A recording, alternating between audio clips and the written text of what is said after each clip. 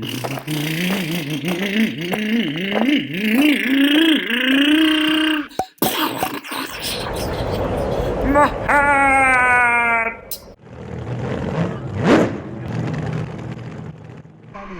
was a beautiful day here at Norcal Hobbies, San Jose, California.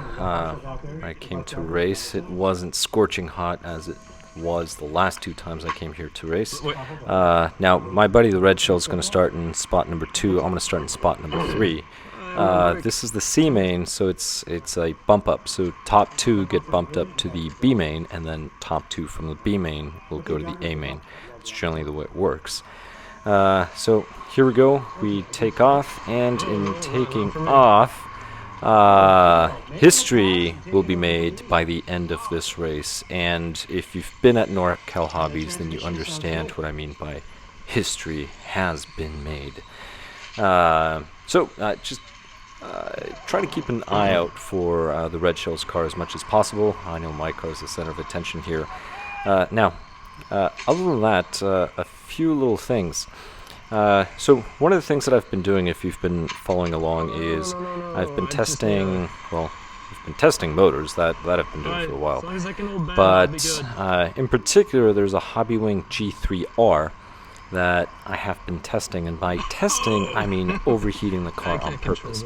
Now, yes, my car is very, very squirrely. I'm not sure what happened. I had a much better, I think qualifier 1 was good, and then qualifier 2 was and then this one, there's a lot of things going wrong. And one of them is the motor. So let me talk about the motor. That G3R is a very good motor. I think it's a swell motor, but I've always been curious what the limit is when it comes to heat. So I've been running a few motors, and I've been running them up to, say, 75 to, say, 90 Celsius. So let's say about 165 to just under 200 degrees Fahrenheit. And testing how they run, and to be honest, those motors don't care. They run fine around that temperature. So then what I decided to do was change the gearing and then just start cranking the timing up. And if you watched the previous video, I got that motor to way over any possible recommended temperature, just to see how much it would last. And finally I have the end results. After running that motor for over 140 degrees Celsius, in Fahrenheit I went over 300 degrees on that motor several races. By several races, I'm talking about qualifier 1, qualifier 2, the main, and then today, qualifier 1. Long story short, this motor has officially wet the bed.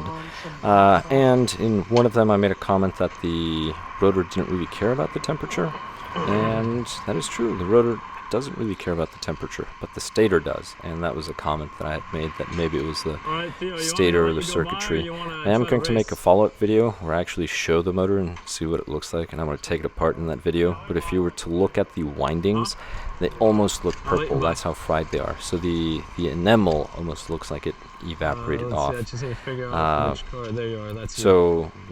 Yes, it is a very, very bad idea, but again, a lot of people usually associate heat with damaging the magnet. I think the stator or the sensor board is honestly the first thing to go out. Possibly bearings, it depends, but yeah, definitely the stator blew out.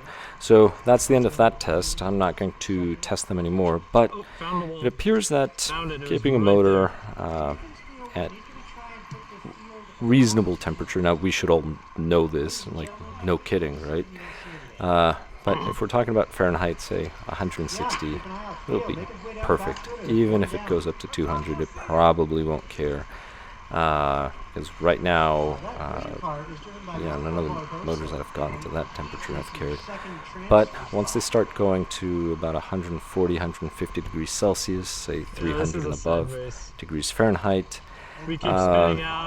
eventually something will happen to the stator. So the stator will become damaged. You're going to start losing power. It's going to fade, and it's not even going to fade once it's heated. You're going to start noticing it's like something is off when it comes to the motor. And something that could happen is, for example, the sensor board, if it goes out, it's going to be very, very slow on the startup. Eventually it'll come up to speed possibly, but it'll be very slow on the startup. Anything that has to do with acceleration, just changing the rate of speed.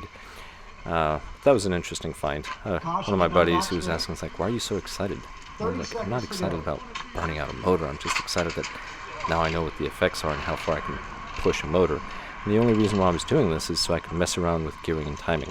Now history is about to be made, so let's go back to this. And the red shell is about to put a lap on the entire field. So he's already lapped 2 of the other cars. Now he has to lap me.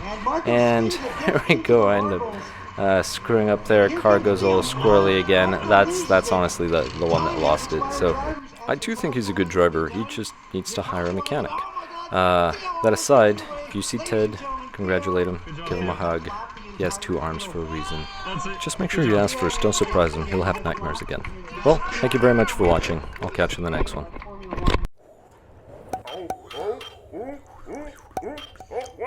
Oh, my hair! My tongue! My rod!